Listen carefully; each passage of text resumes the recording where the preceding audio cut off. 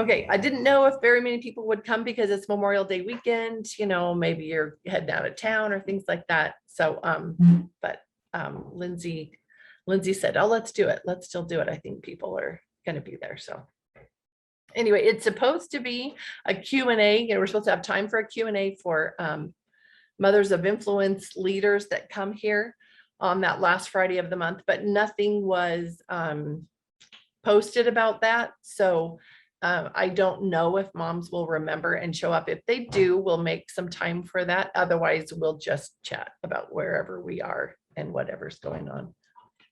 You're fine. You're fine. My cute daughter, that cute baby, he's asleep in the other room. Oh my goodness, that is the best thing ever. I've had friends, with grandkids that have said having grandkids is so amazing, so wonderful. And not for the, me, it's not the, well, because I get to, pass them off when they're crying, or it's not that. It's just that it's so tender and sweet to have your babies having babies. And it's just really wonderful to be in that stage of life. This has been really fun to be able to spend this much time with her too. So it's been really sweet. And he's just darling. He is this gentle soul. He is so laid back. He's just very patient, very calm, just not like babies I know. I mean, just so sweet. And he might cry if you were somehow able to give him enough time to get worked up about something, but generally he'll just kind of grunt and make little noises to tell you he needs you. So anyway, it's just really sweet. And he'll spend lots of reflective time. He'll just lie there and be looking at something and just be so peaceful. It's so sweet just being around him. So anyway, it's just really nice. Okay, so we had a Mothers of Influence meeting on whatever night this week, Tuesday, here in Rexburg, and that was kind of fun. Just moms gathered. Most of them were in a group, but a couple of them were ones that are, hey, we've got some beautiful artwork. Ones that are, let me see, hold on, let me see what that is. Can you put it closer? Oh, that's lovely. That's a nice drawing. Thanks for sharing that. Anyway, so we got to have this meeting, and it was so nice. It's interesting to see that different groups of women, because these were women that most of them I didn't know, but to be able to get together and just talk and share thoughts and feelings about things and see that it's just lovely no matter where you are. And we did the 3 questions, the things that I asked, what makes you smile and what warms your heart, what helps you grow. And it sparked really great conversations. So I'm just reminded again from that activity that those questions are really helpful if you're trying to figure out, how do I start a conversation with somebody that could develop eventually into something well-educated heart / mothers of influence. That's a good way to get started. I'm curious to know, for those of you who've had other conversations with people where it's developed into something rich and wonderful, or you can tell that it is starting to do that, what kinds of things did you do to kind of start those conversations? How did that happen? How did it come to be? What are some of your experience? I know Laura has some. I don't know if she's in a place where she can share, but if anybody else does, I'd love to hear. Oh, Michelle? I don't know. Michelle, were you going to answer, or are you just coming on? Can you hear me? Yep, I can hear you. Okay, I just logged on. Okay. Okay, so I'm just asking everybody to share a way that maybe you have opened up a conversation with another mom that has started to develop into something positive, a place where you can share, meaningfully share, and what that was like. Sorry, a sneeze coming. So what have been your personal experiences with something like that, for anybody who wants to answer that? Oh yeah, and Laura has stuff to share, but she's got a little one having a meltdown. So we understand about that. Because Laura started talking with some friends, and now several of these moms meet together with her at a park every week, and they are having really wonderful gatherings there. So I love that. And while we're thinking about those experiences, did any of you happen to read Marlene's post where she shares what Shannon learned after looking up the words discussion and conversation? That was really interesting to me. And I thought, oh, wow, I'm using the wrong word because I use discussion, and the definition for discussion that she shared was debate or argue. I thought, oh, that's not what I meant. I don't want to have a debate or an argue with my friends. An argument with my friends. And so I don't know that I could find it, but she also talked about then how discussion is something that happens. It was more of a private or sincere kind of a conversation with somebody. And what was the other one? What was the other word? Do you remember, Kate? Discussion. There was conversation, discussion, or does anybody else remember? And no, it was something else. But there was another word that she used, and it was more positive. Lindsay? I don't know. Cadence put it. I was like, I think it was dialogue, but yeah, Oh. Cadence just wrote that. Oh yeah, Cadence got it right. I didn't see. Sorry about that. Yeah, dialogue. And that was such a positive response. I loved that. Sorry. Anyway, so I loved seeing those meetings. If anybody has the chance to pull that up, it would be nice to just kind of review that as we're talking. Anyway, Lindsay Watkins. When I was in Young Women's many years ago, we had this elderly lady come in to teach one of our lessons, and she was the funniest lady. Oh, I just love her to death. And she would come in, she's like, they asked me to teach.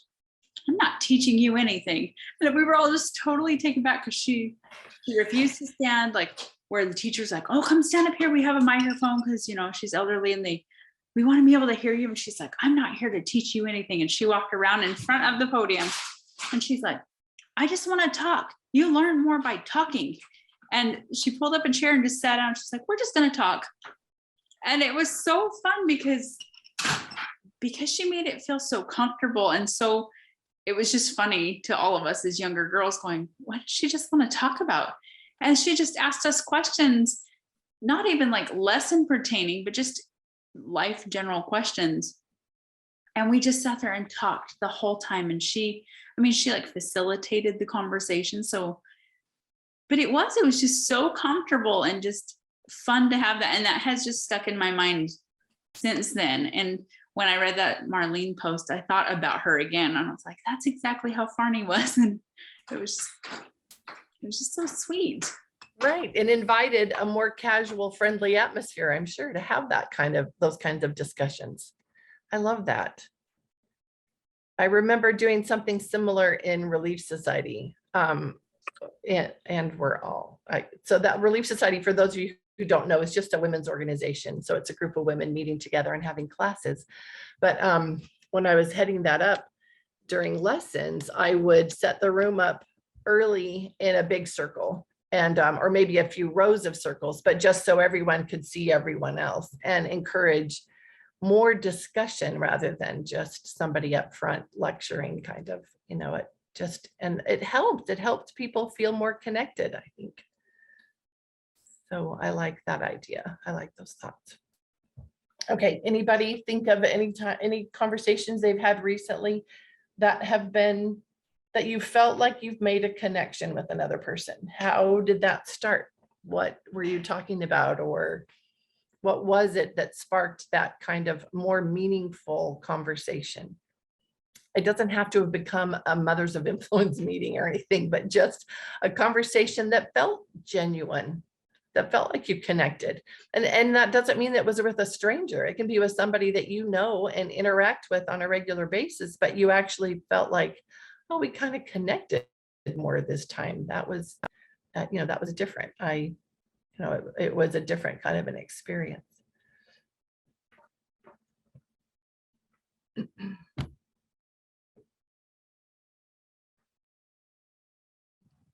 Lori, are you there? Yeah. Okay, so I don't know if it's necessarily meaningful, but I've been able to just share with a lot of mothers my experience with this group and with the Mothers of Influence, the Well-Educated Heart Learning Philosophy. And because I homeschool Audrey, I just bring it up in casual conversation. And a lot of mothers and teachers that I've talked with are always very, I know I've had a few that say, wow, I really like that. It makes me feel like they feel it. And I guess for me, it's just kind of easy. It's kind of easy just to bring it up in casual conversation and share with them a little bit about what my daughter and I are learning and doing. And then it just sparks questions. So anyway, it's been fun to do that and to share that with others. Yeah, thanks for sharing that. I think once you start doing it, talking about it, you see that it's not as difficult as maybe you're making it out to be, that it really is a fairly natural conversation. Yeah, Sarah. So I often feel a little bit awkward or judged when I want to bring up that I plan to homeschool my toddler and infant. Because I don't know, that's just kind of the climate, and I don't know if people are actually judging me or if it's just my perception. But recently I started just sharing how I've been learning with my kids and how much joy that brings me and how happy that makes me feel. And then that'll kind of lead into like that I can't imagine not doing it this way, and that I would love to homeschool them because of how amazing it is to learn with my kids. And that has sparked some really meaningful conversations, maybe partly because I'm not sitting in my own awkwardness and feeling judged, and maybe it's just because I'm more confident and sharing something that makes me happy. But anyway, it's just kind of helps create more natural, uplifting conversations to come from a place of like, this is what makes me happy, rather than I plan to do this, or this is part of my lifestyle type of a thing. Right. No, I think that has makes a big difference. If we're talking about our experience learning and what we're doing, I think that's a little bit more accessible. Maybe people, because I don't know exactly why, but so many times when we're having the homeschool conversation, if we're sharing that with somebody else and maybe they're not homeschooling, perhaps, my experience anyway has been that people maybe have felt defensive about their choices, which wasn't your intent, but so then they're not really hearing you. They're just trying to defend their position or feeling defensive about that, unless they're in this open place where they're looking for support, someone who is doing that with them and wants, and could help them. So that's why I think it's so good to talk and focus on you, what you're doing for your own heart, what you're doing to help you, I don't know, experience beauty and joy in your life, how that has changed in you. And I think, so I wonder about that. I wonder if any of you have thought of having those conversations with other people, because you express here how it's changed you, how well-educated heart, using this pattern of learning, either well-educated heart or some of the other things that a lot of us in this group use, Charlotte Mason methods or TJ Ed or the Good and the Beautiful or 1,000 Hours Outside, these resources that we have found that have opened us up to art and music and poetry and stories and getting out in nature and inspiring our children rather than requiring so much, and working with them in different, more gentle ways.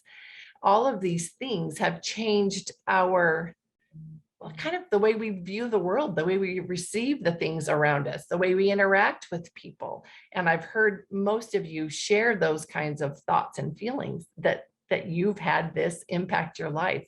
And so I wonder what you would experience more, or if you think about it, maybe you realize, oh, I have had some conversations with people. Just sharing that change, how you've changed. So I'm curious about that too, as we move forward, because I'm talking to so many people now. I really, truly share this. I share my feeling about this pattern of learning, whether you call it well-educated heart or not. This pattern comes from heaven. This is Heavenly Father's way of teaching us, and it's a beautiful thing. And I find that I share it with everybody. I took a ride across the state to go visit my son and his family again just last weekend with a couple, just this young married couple. And we ended up talking about, surprise, well-educated heart and mothers of influence. And she had fallen asleep, and it was the husband that was talking with me about it. And he just loved it. He loved the idea. He was sharing so many experiences from his life where he felt like that had been a part of his learning as well. And it was just a really positive experience. I wonder how many conversations we could have within our week, really connecting with another person, and whether it's for you or not, and whether it's about you sharing or not, perhaps you're giving them an opportunity to think about those things, or maybe to answer those questions. What makes you smile? What warms your heart, or what are you doing that's helping you grow? Maybe giving them an opportunity to think about those things in their own lives, and wonder about that. Do they have that in their lives? Are they making space for that? I don't know, but it's been interesting to see how receptive people are about that.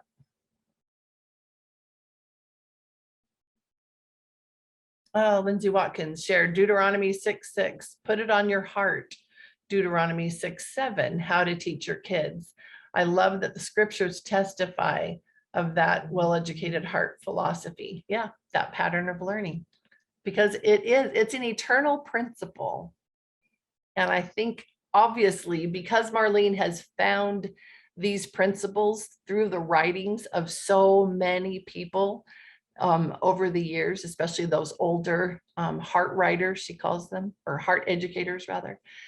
Obviously, Heavenly Father has made these principles known to a lot of people over time, and I think expects us to share those things with the people around us, and so that we can all be having these experiences.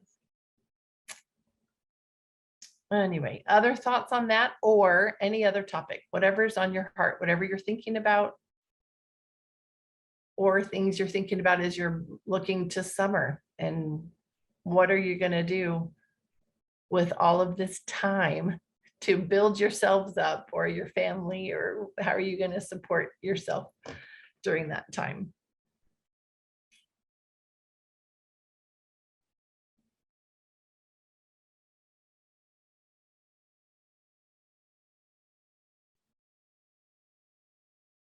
Also, I was going to say, in the meeting on Tuesday night, that Mothers of Influence meeting I went to, Emily was there, and it was so nice to have somebody that I know well be there.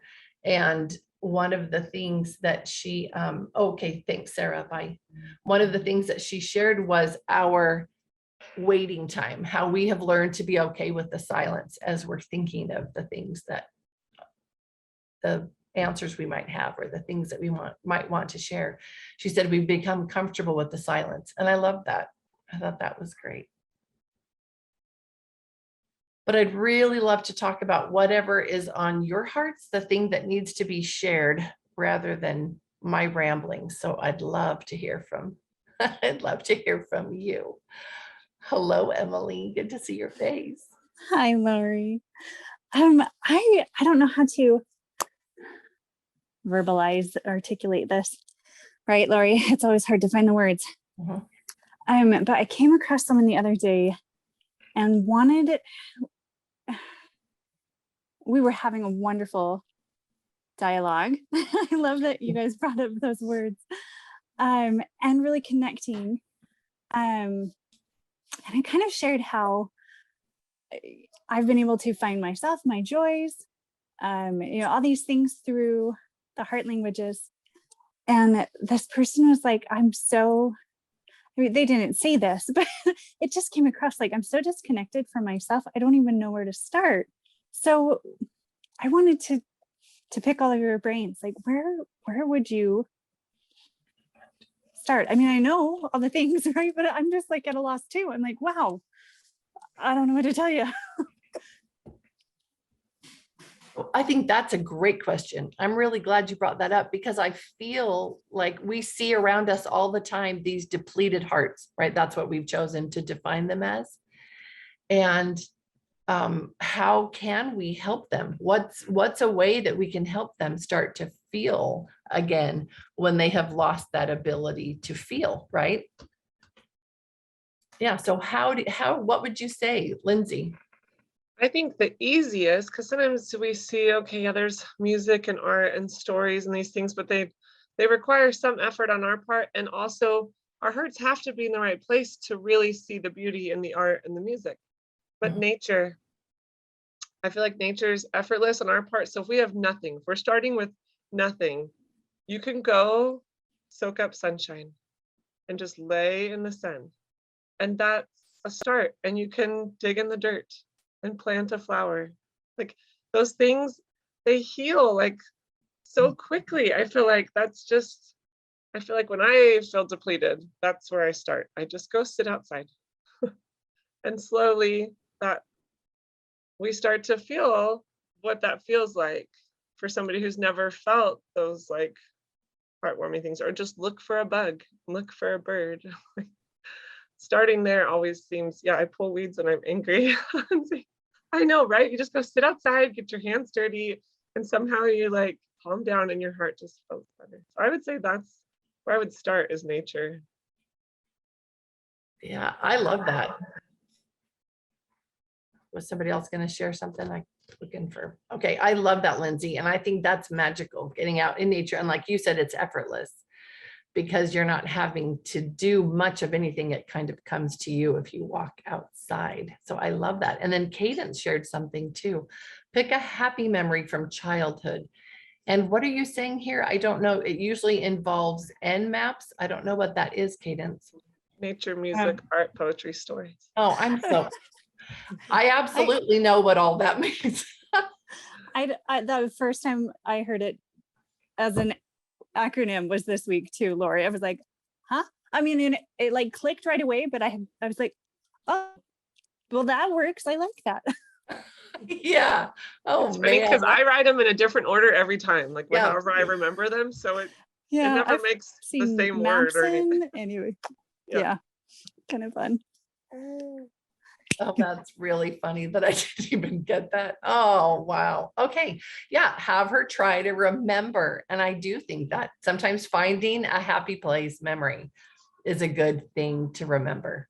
You know, we were talking Tuesday night about one of the moms said that the thing that warms her heart is being in a round ring with her horse, or in the round ring, I don't know. And I said, oh my goodness, you got to do that. You had a horse, because I grew up just being in love with horses, and, transfer that to boys later on, fortunately, but it was horses. I mean, I read every horse book. I wanted horses. I had imaginary horses. We had on the side of our house, like siding that had strips, every so often, and vertical strips. So each one of those air spaces was a stall, and my siblings had to remember the names of all my horses, and what colors they were and everything, the characteristics of the different horses that were housed, in those stalls. And then I would set up barrel racing in the backyard. So I would just get trash cans and set them up. And then I would gallop around the backyard, and my sister would have to time me. And so, yeah. So, but those are actually really silly, but really happy memories for me. So you could go back and think of things like that. You're, a happy place. But isn't it interesting that people we've gotten to the point where we're not connecting easily to those kinds of memories and things.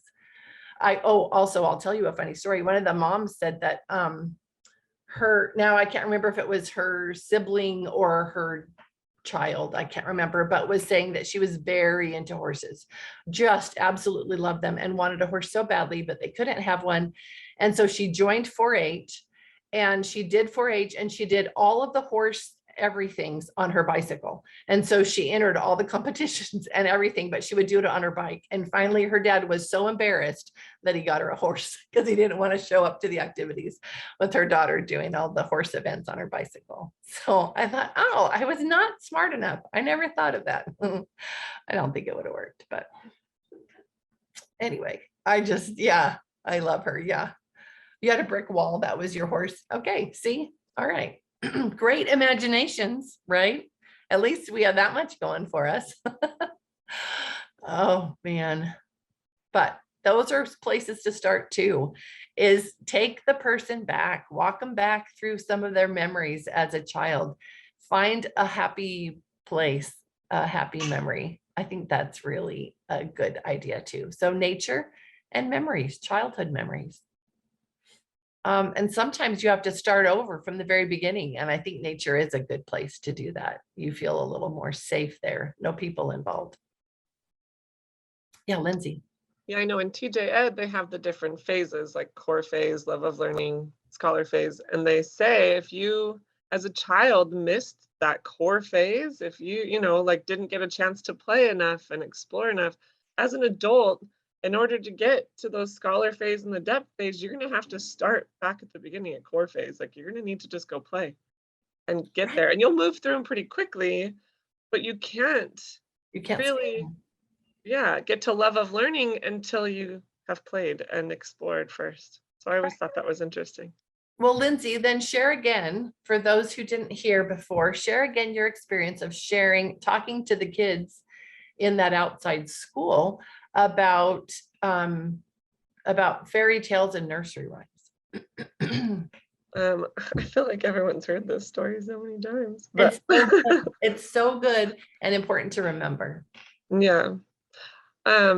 Just that these kids at all different ages, like little kids up to high schoolers, a lot of them hadn't heard these nursery rhymes. And so as I would teach the nursery rhymes, sorry, I was reading that too. They were like interested and excited, and they would go from their crazy selves that I couldn't contain to like, oh, I kind of remember this, like those memories. Like, I think I may have heard this somewhere. Like, I think I've heard Humpty Dumpty somewhere, but it was like crazy to me that like they hadn't heard it enough to really know these nursery rhymes. I just thought that was common knowledge for everybody to know. Because I would say like Jack and Jill, and they were like something with a hill, and I'm like, oh my gosh. So it was just really fun because they wanted to know it. They like wanted to go back to these childhood nursery rhymes, and they felt it, like it was good for their hearts. Yeah, so I don't think it's silly to even suggest that to a friend. Go back and read some nursery rhymes, some early poetry, read some just fairy tales, read those things and learn about those things. So bring those back to your heart so you can have those experiences and those feelings. So welcome, Cassie. We've got notes in the chat welcoming you, and congratulations again on your little boy. That's so fun. He just added a little boy to their all-girl family, so that's fun. Yeah, Lindsay, we're going to share more. I want you to share more. No, I did do the thing that that you talked about, where you collect the different Mother Goose books and compare the illustrations. I have a collection now of Mother Goose books. I have like probably 8 different ones. Yeah. And so we would do that. We'd pick a nursery rhyme and go through each of them and see what the illustrations, how they were different. And they had fun doing that. Like I said, all ages. It wasn't just little kids. It was all the ages loved doing that. And we did it like 5 different nursery rhymes where you'd go through and look at the illustrations with each one. I love that activity. I think that's so much fun, and inviting them to draw their own if they want to, if that's something that they like to do. But even just the comparison to see, how did somebody illustrate that? And how would I do it if I were doing it? What do I imagine in my head when I'm hearing that nursery rhyme? I love it. Or how about being read to? You know, who doesn't like being read to? I love to have someone just be reading a story and for me to listen to it. I just love that. Yeah, Lindsay Watkins. It was funny because you said read too, and I had bought this book of Norse tales, and I was reading them, and my kids were like, "Oh, the story's so long," and I was like, "Fine, then stop listening," and I just kept going. And now they're like, "Can we read the one about the mouse princess again?" And it's funny because they're always asking for that one, and I'm like, the one you were supposed to stop listening to, you are constantly asking for it again. And so just do it anyway. I love that because even when they're not listening, they're listening. And then the fine art, it doesn't have to be like, oh, let's talk about this painter. I'm just like, let's just look at the pictures. And then when Marlene posted this morning and she'd captioned that one that said, the electric bill has come in, and this woman was leaning, I was dying. I was cracking up, and I showed my kids and they were laughing. And then I sent it to my mom and my sisters. I'm like, okay, we need to start looking for fine art and start adding captions. And so now my sisters and my mom are like, okay, let's do it. It's funny. And so now they're looking for pictures. So I'm like, ha, I just totally roped you into doing something. But I'm like, it has to be from like before the 1900s. And they're like, okay. So Game on. it just turned it into a game. And like I said, we're grown adults, and they think it's hilarious. And now that's what they've been doing all afternoon. So when I start getting funny ones in, I'll start sharing. That's so funny, but just making those a part of your life, just looking around you at those things and making them familiar rather than these things that you feel like I can't access those. I don't know anything about it. You don't have to know anything about it. You just want to try to help yourself feel something about it. That's the first step. So I love that. Do you love listening to stories like if Audible, you know, or the stories that are on Belmont Library and in Libraries of Hope? I love listening to stories. I love just hearing about something rich and wonderful. I love that. Yeah, Emily. I finally popped back on. Hi. Hi. So thank you for so much for bringing up Audible books. I kept meaning to ask you about, oh, I can't remember her name. She does the chicks and books. Oh yeah, Daisy. Daisy. I want to try doing Audible books on YouTube like she does. So I don't know if you have like her contact and you would be comfortable letting me, or just ask her and she can send me the stuff, whatever. Yes. Yeah, absolutely. Yeah, she'd That'd be be awesome. happy. She'd be happy to do it. She's darling. And that channel is fun to listen to, just to listen to Daisy on Chooks and Books and So be able sweet. to hear her sharing those stories. Yeah. Thanks. Yeah, of course. Lindsay, oh yeah. Oh, Lindsay Watkins, please share your kids' favorite audiobooks. Yeah, I have a lot. Oh yeah, you've got a lot of driving. Yeah, we should do that. We'll do that on our, we could do that on the group in Facebook and on the Marco Polo, wherever people want to do that. And put in both places. And Lindsay Bunting says, I'm listening to the Golden Name Day again on my Belmont right now, and I love it. It's my bedtime story.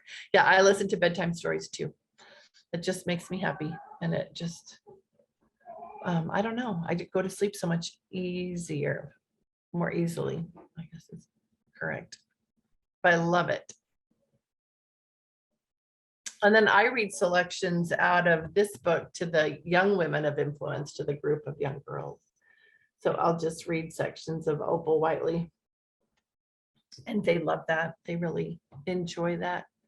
It's just good. It makes you feel good. Or when you're reading a good book. And that's the other thing you could do is recommend to friends. Can we just see him for a second? Like just the back of his head. Uh-huh. He's so cute. Can you just hear his noises?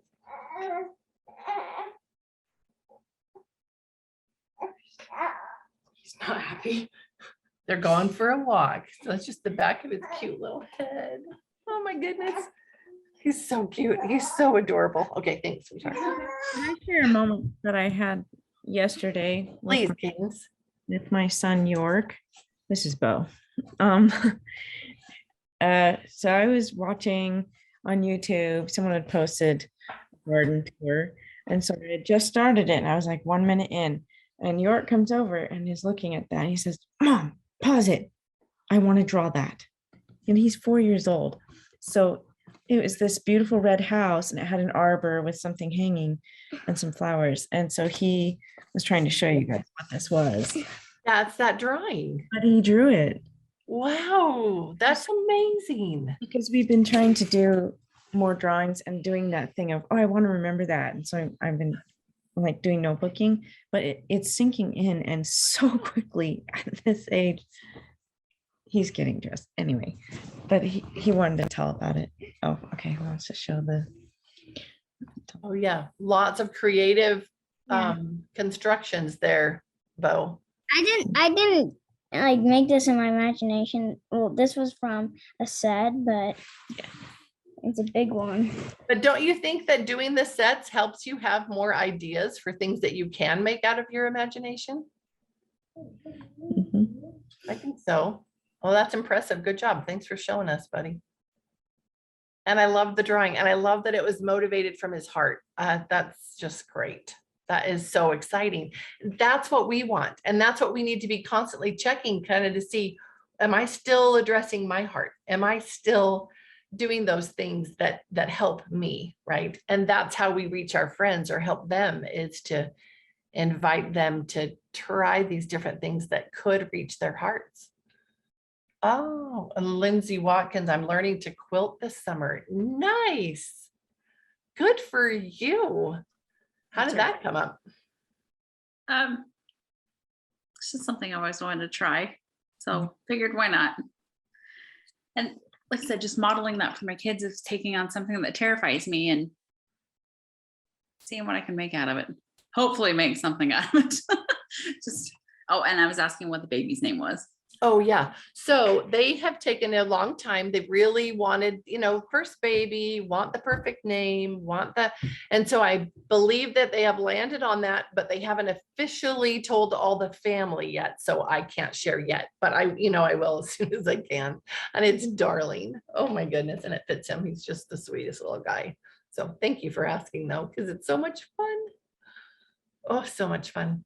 And you know what else has been so much fun is being over with my other my son and daughter-in-law and my first grandbaby, little Emma, just watching her mom use these heavenly principles, this heavenly pattern of learning with her 1-year-old daughter, and watching it just bring them both so much joy. I love it.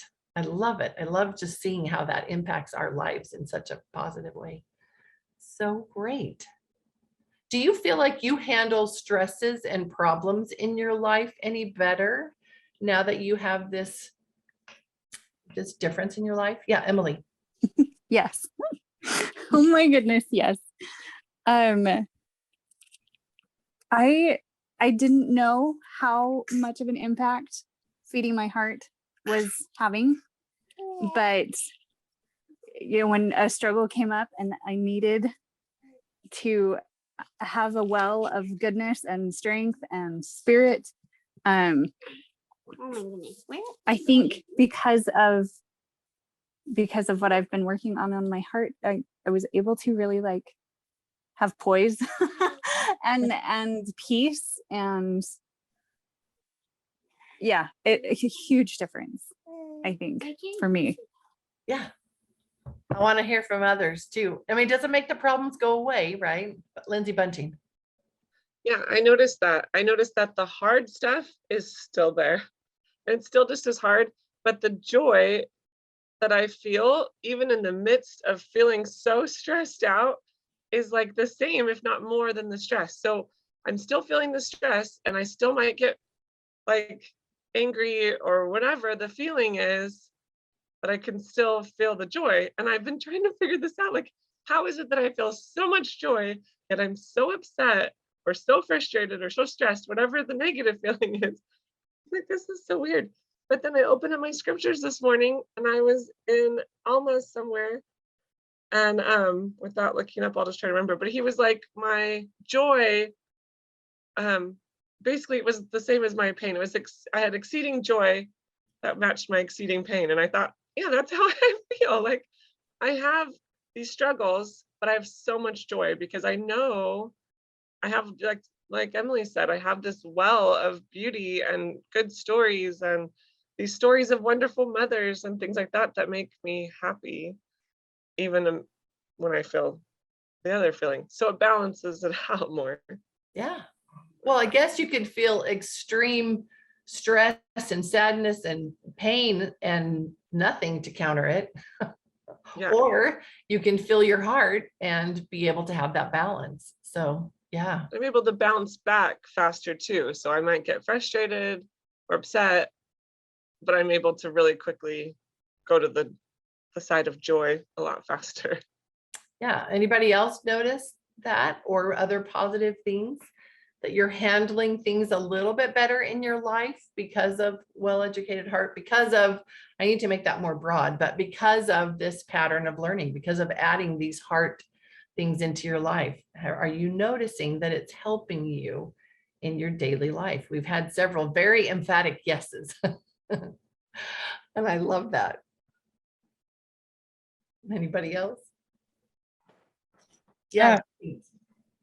This reminded me because we're reading Little Women as a family, and we just got to the part where Jo is just so upset about something Amy has done and has lost her temper, and she's talking to her mom about it, and her mom reveals that she, as the mother, she feels anger every single day, but Jo doesn't understand because she's not showing it. And she says, well, it's taken me 40 years to get to this point where I'm not showing it. I'm like, that's my problem. That's what it, yes. Okay, maybe by the time I'm 40, I can not show it on the outside. And she says, well, maybe it's gonna take another 40 for me to not feel it anymore. But I just thought that was, I really liked reading it. Okay, I don't think I've read Little Women through by myself before, so this was a revelation to me. And I just thought, or I guess I haven't read it as a mother. So this was so helpful to me because when I'm watching my favorite version of it, 1940 something, it doesn't have all those problems. Well, it has them, but it doesn't have them the same way. It doesn't have the girls squabbling over, I mean, it has it, but it's not quite the same. It's more realistic in the book. And I really liked reading that because I felt like it represented what I'm actually going through in my life with my kids squabbling. And then trying to learn as the mother to not necessarily just let everything come out of my mouth that I want when I'm really frustrated. Can we just get along? Can we just, anyway. And so it illustrated what I was feeling, and it felt like, yes, and okay, I can get through this, and I don't know. It was just Right. No, but it gave you some motivation. It illustrated what you were feeling. It completely supported where you're at. And then it gave you a hopefulness, about the future. I love that. And I love that books, really beautiful stories, can do that. Characters in the book or situations that happen can help motivate us and inspire us. Yes, it would have been so different from someone else, maybe even my husband saying, stop losing your temper, or, not that he does that, but it's just so different to feel something from the heart and just be like, oh, I want to be better. I want to stop losing my temper so much. And to have someone inspire you to do that, it's such a beautiful pattern. No, I need to read that. I need to read Little Men. Thanks, Lindsay. Yeah, I love that one too. Oh, there's so many beautiful books like that are those things that give you that you have those experiences through other people's lives, and being able to experience something and say, oh, I want something like that too. I want to, or I'd love to be more like that. And I don't know, something about reading something that's warm and rich like that. I don't feel chastised. I don't feel like, oh, you're failing, you don't measure up. I feel inspired. And there's a difference there too. And I love that. I think sorry. No, that's what I have, the transition I think I have felt. Instead of feeling, like I said, the comparison, I'm more inspired by people. I'm more inspired by what I'm reading. I'm more inspired by what other people are accomplishing, because I'm like, okay, that's cool. That's awesome that they're accomplishing that. And you want to feel more like a cheerleader. You don't feel like, oh, I'm not doing any of that. I'm not sitting outside painting whatever Michelle's painting. I'm just sitting in my kitchen. I'm just here, and it just makes me happy for other people going, good for you. I love that you're doing something for you, Yeah, exactly. And I love that idea of feeling more inspired rather than that comparison, which is often so negative and pulls us down. But yes, being excited for that person and what they're doing, what they're able to accomplish. And that is, yeah, that's another benefit of connecting with other people, genuinely connecting, because rather than feeling, what do you feel when you feel insecure, I guess, as you're comparing yourself to them, you're feeling supported and encouraged and inspired, and you're doing it for each other. And if someone's having a little bit less than, the others can inspire. I don't know. It just is so different. And Lindsay, go ahead. You were going to share is the more. word inferior, is that what it is? Yes. No, honestly, what are you painting? Yeah, I know. I want to know too. Like, I can only see your head in something, but I see paint. I want to know what you're doing. Okay, so real quick, I've never considered myself an artist at all. But my kids over the years have collected cow skulls. And so my husband's like, these cow skulls are piling up. We need to do something with them. So I was like, okay, well, I'll paint them. So I'll show you. Oh, cool. And on this one, I mean, whatever, you can. It's. Wow. So I haven't finished the, I've got to put stars on it, and I'm working on the stripes. So. Wow, that's so cool. And this is the only time I really sit down during the day. So I thought I would sit and listen and paint at the same time. Right. I love that. That is so cool. And that fits your farm, to have a patriotic cow skull. I love it. Oh, so I'm trying to get inspired. I have, and it'll sound really trashy.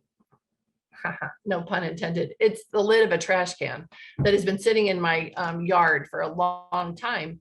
Wait, it's not the lid, is it? It's the trash can, huh, Lindsay? It's the whole trash can. And it just got old and brittle, or not, but it started cracking. And so we just pulled it down, tore it all the way down. So it's got the round bottom of the trash can, and then all of the sides, that have just split down. So it lays flat.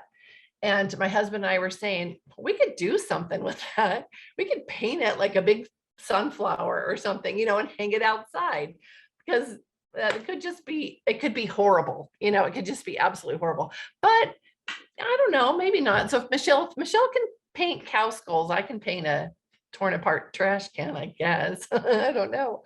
Lindsay? That reminds me, when I was in high school, I was drinking from a water bottle, and I looked at the bottom as I was drinking. I looked at the bottom of the bottle, and it was a flower shape. I thought, oh, that's so cool. So cut off, all the bottles I collected, I would cut the bottoms off. So I had these little plastic flowers, and I painted them all, thinking I would put them on my wall in my room or something. I never did anything with them, but I painted the bottom. Cute, right? Water bottles. Little bumpy bottoms, right? That made Yeah. a little flower. Yeah. How cute that you actually painted them. Good for you. I'd forgotten about that until you brought up your trash can that we notice every time we're over there. I know. A flower or a sun.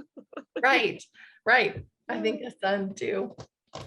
All right. I guess I'll have to start sending me ideas or something on Pinterest I've been sending Lindsay ideas on Pinterest for library, those little personal libraries you have in your yard, because Lindsay's got scrap wood. So we were talking about how that would be fun to have one of those little libraries at our learning center, just have it outside somewhere in the outback, and put little books in it. And I'm so excited. Okay, ladies, So just as an ending thing, you know, Lindsay and I are planning this learning center that we're hoping starts in the fall. That's what, you know, if things go the way that we're planning. Um, and it's terrifying to me. Poor Lindsay, I keep, you know, I'll message her and I don't know, I'm not sure. You know, I'll put out, like I put a thing on Facebook, okay, we're gonna do this thing in the fall. And then I said, we're thinking about it, or like I totally took back my announcement, you know, to be just this, yeah, you know, maybe, I don't know. And then Michelle is joining with us. She's going to be one of the teachers out there, mentors. We don't know. We haven't decided what we're calling them yet, but I'm so excited about the possibilities, but it's terrifying. So I want to encourage you to find out what is it that you like Lindsay was talking about earlier, Watkins, about the quilting. Find something that you think would stretch you a little bit, you know, if you're in a place to do that. Sometimes we're right in the throes of the little people, and that is the terrifying thing of the moment, you know. And so it's got all the things encompassed in that. And so that's okay. You're just doing that. But if you feel like you're at a point where I'm gonna try that thing that makes me nervous, I'm gonna try that thing that's a real stretch. I want to encourage you to do that, because as scary as it is, it also feels kind of good to be trying to figure out what is it that I can be used for? What is it that I can do? So anyway, we're excited. Yeah. Lindsay put to Lindsay Watkins, I'm proud of you and excited to see how it goes. I've always wanted to learn to quilt too, but it also scares me. It's not funny. I wonder how many things scare us. Oh yeah, I heard that you were called as a seminary teacher, Lindsay. That's so cool. And you're going to still be doing it long distance while your husband goes on these nursing jobs. I'm the virtual teacher for our stakes. So kids that cannot get to a location. So I just have to remember the time zone changes wherever I am. So I'll be teaching seminary from Arizona at 4 a.m. That'll be fun, but it'll be interesting. I'm excited and nervous, but it's what I asked. I didn't ask to be a seminary teacher, but I asked the Lord for help to understand the scriptures. And he's like, oh, the best way to learn it is to teach somebody. And I'm like, oh yeah, I know you. I know how you work. That's why I'm always afraid to ask for something. I start to ask and then I think, okay, wait, hold on. What are the ways that I could be taken to this thing? Never mind. Never mind. I'm good right where I am. But that's so good that you did that you asked, and that you're moving forward. I love it. And Emily, thank you. Emily said, I love this challenge. So I think that's a good thing for us to explore our hearts and pray and ask, what could I do? What thing could I do that would help me to grow a little bit? And then go with it. Take advantage of that opportunity that's given to you, because you will be given an opportunity. And I think Heavenly Father is just waiting to bless you with so much. That's what he wants for us, is to bless us with more. And the more doesn't always look like we think more looks like, but it is always an opportunity for us to grow and to become closer to him. And that's what we want. We just want it in the package that we picked out, but it doesn't come like that. So I encourage all of you to do that. Just look for the ways you can grow. Think about those three little things: the happy face, the heart, and the sunflower. And think about that this week as you move forward. What's something I can do that makes me smile? What's something I can do that warms my heart? What's something I can do that helps me grow? And if you want to, invite someone to come along with you on that journey, and invite them to do those things too. Help them, take their hand and walk them to that thing and help them experience it, because we are here for each other. So yeah, Lindsay Watkins reminds me of the saying, he wears the pants, but I pick them out. I love it. Bye, Cadence. Thanks for being here. Oh, it was nice to see all of you today. It was really good. I've missed you. Really nice. Okay, hold on, Melissa. I'm going to share this before we go. Melissa shares, I just finished misreading scripture with Western eyes. Oh, nice. I really like some of the thoughts in it. Oh, I love when we can share resources for learning. That's such a great, and Melissa is always good. If you guys ever want a resource for something, I feel like ask Melissa because she's just has in so many things that I've never run across. So I love that. Her brain is just always looking for something more. Okay, ladies, it was great being here together. I hope that you feel like it was worth your time. I think it's so good just to see each other's faces and connect. It's so, so good. So thanks for being here. Good luck with that new little one, Cassie.